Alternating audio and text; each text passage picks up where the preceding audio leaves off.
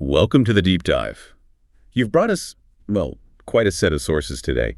They seem to present this really radical challenge looking at ancient community, tough financial ethics, and some deep spiritual stuff altogether. It is a powerful mix because these texts, they don't really separate the social history from the spiritual ideas. They blend the nitty-gritty details who worked where with these huge ethical demands about how to actually live. Okay. So we're going to focus on three main things. First, this surprisingly complex high-stakes network in the early days. Then these really uncompromising teachings on wealth and what true trustworthiness looks like. And finally, this intense internal call for spiritual purity. Right. And our mission here is to dig out those surprising details that maybe challenge what we think we know about early community and, let's say, commerce. So let's dive straight in, starting with Romans, which it reads almost like an org chart mixed with thank you notes, doesn't it? It really does. It's a historical goldmine, honestly. It doesn't just list names.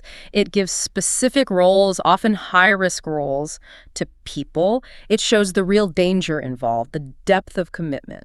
And right away, we get Prisca and Aquila.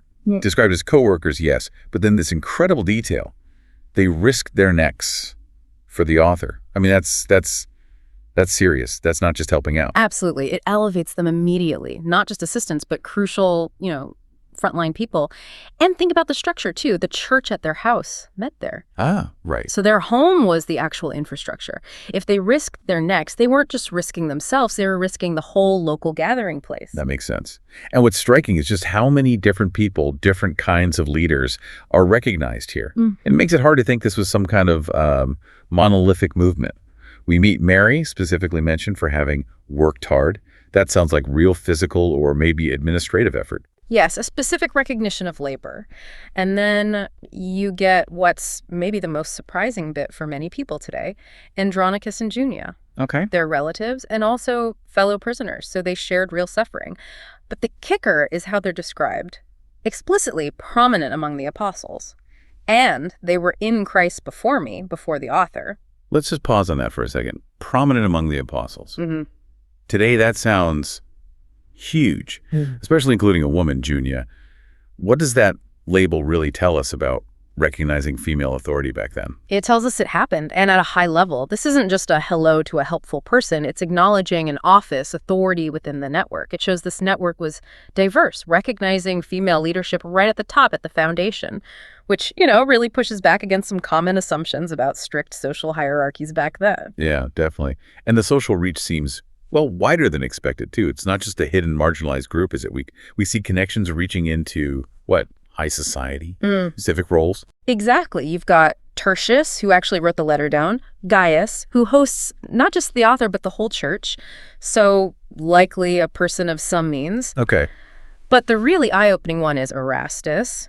He's explicitly called the city treasurer. The city treasurer. Yes, think about that. This isn't just some member. This is the person handling the entire city's finances. Direct links to municipal power. Wow.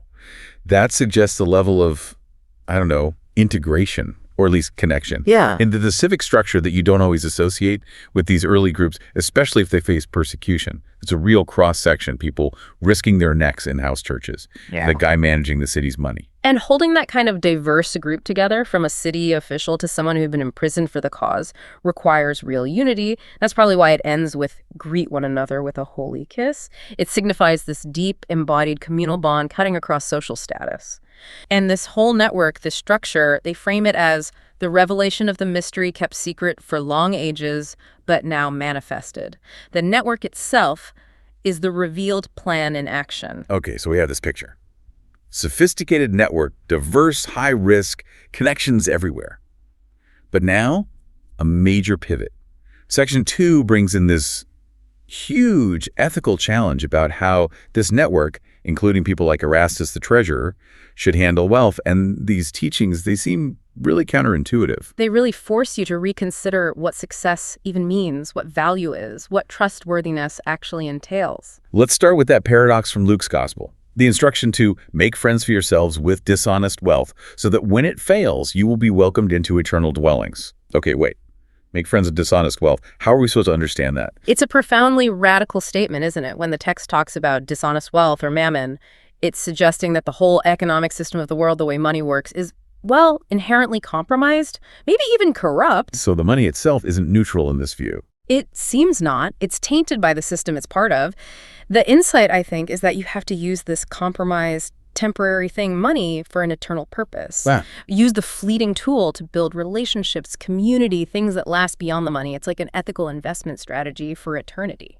That idea of reversal, flipping things on their head, seems echoed in that Alleluia verse from Corinthians too.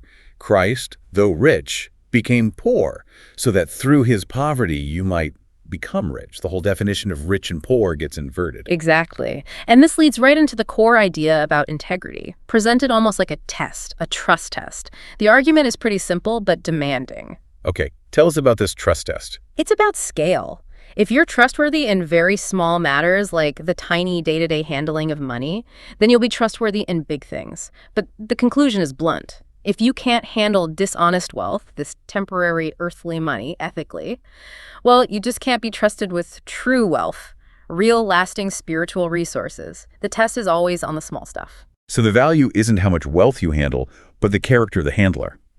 And then there's this ownership test you mentioned that shifts things again. Yes, the ownership test asks, basically, if you aren't trustworthy with what belongs to another, who will give you what is yours? It brings up the question of who really owns earthly wealth. Meaning God. That seems to be the implication. If it all ultimately belongs to God and you fail to be a good steward of his stuff, why on earth would you be given true, eternal things that are genuinely yours? Handling money becomes this sort of metaphysical reliability check. Okay, that background makes the final declaration hit harder. Given that trust test, that ownership question, there's no escaping the final choice. No servant can serve two masters. You cannot serve God and mammon. It's presented as an absolute no middle ground. It's a clear line drawn in the sand, and we see the immediate reaction, the social conflict it sparked. The text doesn't just leave that hanging. It says the Pharisees, who specifically loved money, heard this and they sneered. They scoffed at it. You know, let's picture it. They were the establishment, often wealthy. Their standing, their success was tied up in resources and reputation. Which is precisely why the response is so cutting.